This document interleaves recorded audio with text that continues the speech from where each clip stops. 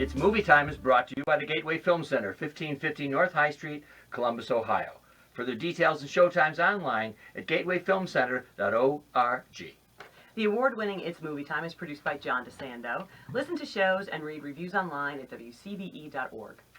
I'm John DeSando. I'm Hope Madden. This is It's Movie Time. Hope. We got a good one today, I think. Yes. Okay? Yeah. Now, let me set the scene. The film is called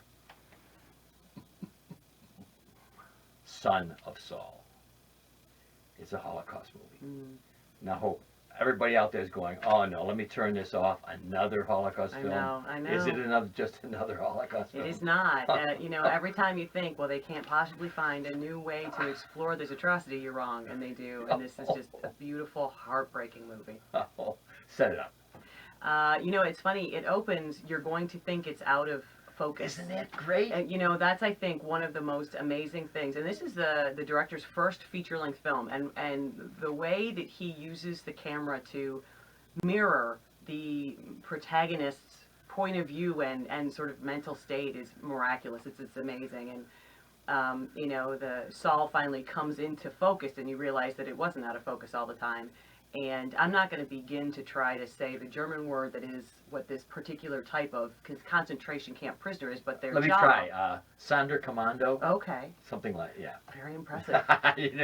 Now, these are the guys who buy a few months of life to burn bodies and take possessions. Yeah, they work in the ovens, they work in the showers. Yeah, and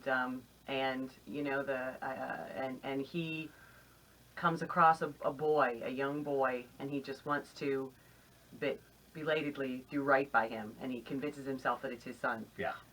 And it's funny because it's a very small. It's a very busy film that's very sort of focused so exclusively on this man's perspective that it doesn't feel that way. Yes, there is so much going on behind and around him. It is amazing all that's going on, but he's so single-minded about this that, and because of the camera style, that's all you really see. I mean, it's just an amazingly directed movie. The aspect ratio is almost square, so there's not much room in that frame for anything else but him. And then, as you said, in the background, almost blurred, but at least soft focus, it seems, in the background, is the horrible stuff going on. Yeah. So we, as the viewers, and even as taking his point of view, because the camera is so tight on him, following him everywhere, where it's an effect, we are following him through that camp, he can block out the horrible things that are happening as people go into the gas chamber, as bodies are hauled out, and so on. It just seems peripheral. Now and then you get to see a body where I think the power is in the sound. Mm. I mean, you can hear the sounds when they're locked into the gas chamber, and he quickly goes on to his business, which is taking the clothing and taking all the passports and all the money from there. And reminding me, this whole thing reminds me so much of Birdman, not in any way other than the way the camera moves. The camera moves. Yeah. Yeah, I can definitely see that. But I mean, the longer it goes on, the more you realize that it's, he has blocked out the most horrendous and atrocious imaginable actions. Yes. And he just goes about his day. And that's exactly what the camera is doing. Yes. You can see everything he's not paying attention to, and it's almost more than you can bear to take. Yes, yes. It's just brilliant. And then for me, it's the suggestiveness of this background. I like to think of it. He's in the foreground most of the time. And in the background, all this stuff is going on both visually and orally. And because for how many years, 70 years or so, we have lived in our imaginations with this horror, we can supply everything. Right. We don't need any more to see it. No. Now, my favorite, there are innumerable good, I think, Holocaust movies. Everybody knows Schindler's List, which is a little bit soft by any comparison with this. Oh, I would think so, yeah. I mean, it's a lovely film, obviously. It's a beautiful film. And that's the problem, isn't it? A little bit. It's still lovely. Yeah. Sophie's Choice. Oh, yeah. One absurd one Life is Beautiful. Sure. But it was an interesting perspective. It was, Yes. it was a very flawed film, but it was still just fascinating. And another one, if we want to talk about those that can take a different angle of vision, The Pianist, Oh, sure. don't you think? Yes, absolutely. Yeah. Yeah. But I will tell you, and I will recommend to you, the one whose images, which are graphic, is a documentary called Night and Fog, Oh. 1955, Alan Resnais. And what is so striking about this documentary, and there are many of the stock footage, including the bulldozers pushing the bodies into the ditches. There are many things that we try to block out of our memory. But the thing, Hope, in that movie is there is a kind of flat voiceover in which this voice describes what is going on with no emotion. Wow. It is one of the most powerful cinematic experiences I have ever had. The irony is only too obvious. Yeah. This narrator is playing it straight, and my jaw is open at the things I'm Wow. seeing. Anyway, yes, so there are good precedents, and so you and I are talking about a film that we'd put up there? I think so. I was just hypnotized by this film and so heartbroken. The character is not particularly likable, and yet, and then as the action around him really increases, and yet he's not participating in what's going on because he is so focused on this one task that he has. It's lunacy, and yet, of course he's mad. Of course he's crazy. How could he not be crazy? It's just a really powerful, moving film. And isn't that what you just said?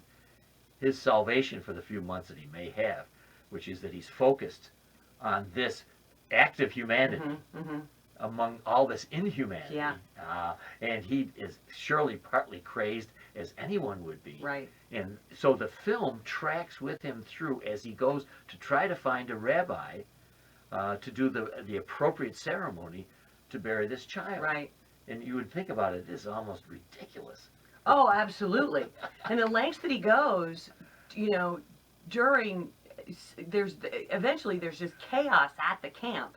And there are these other people who work at the camp who want him to help them in the potential uprising, and he just wants no Yes. part of any of it. No part of any of it.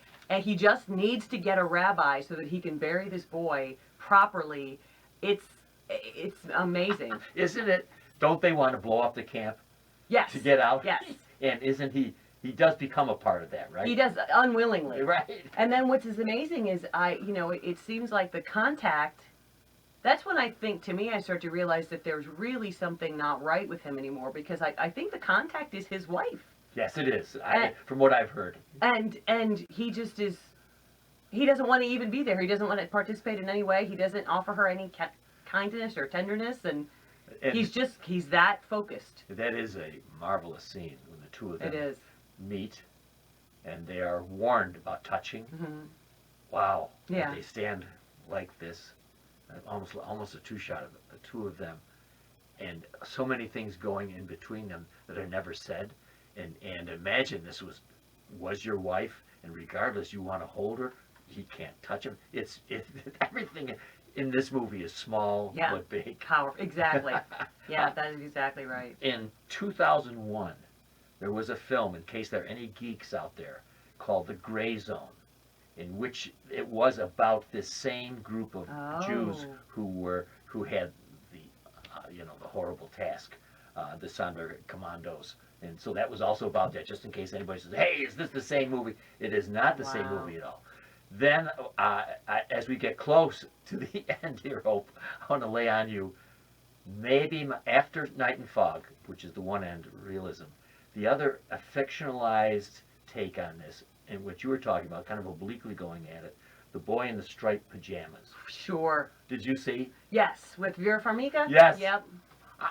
I still think about that movie.